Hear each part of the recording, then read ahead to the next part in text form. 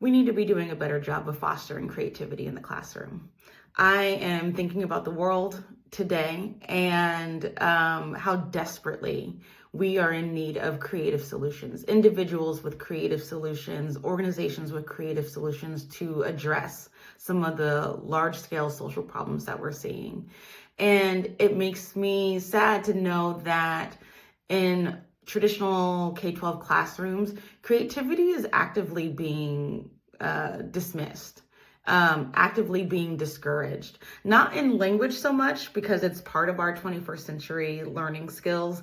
And so it's definitely held up as a value, as something that we want to aspire to in our classrooms.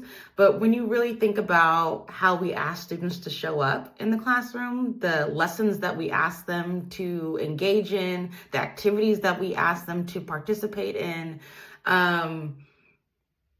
they're not creative. They're not asking or lending itself or opening up time and space and opportunity for students to transcend traditional ideas, create their own methods, create something that's original and authentic, that is purely from their own perspective, from their own ideas. Like, we don't leverage that in the classroom to the full extent that it could be. And it's really a shame, because it's not just a skill that is going to be useful for the adult world. It's literally tied to their liberation, right? Our evolution as humans, our development as humans to the species that we are today, relied heavily on our ability to be creative, right? We are born creative. It's something that's natural to us.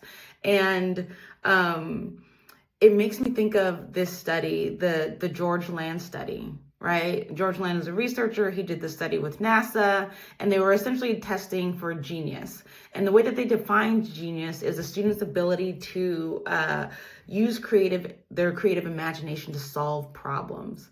And the long and the short of it is, as the students got older, there was less and less genius detected in the candidate pool and the participant pool, because of their interaction with the K-12 system. That was the conclusion, is that uncreative behavior is learned, and it is learned through our school systems. And when you think about where we are right now and how we need a citizenry that can think outside the box to help address the world's problems, we should be leaning hard into creative spaces for our students. We should be allowing the innate genius that is in our kids to be on display, to be practiced, to be wielded in our class at all times. And so think about, when you're thinking about your lessons, in what ways am I allowing students to show up in their full creative self?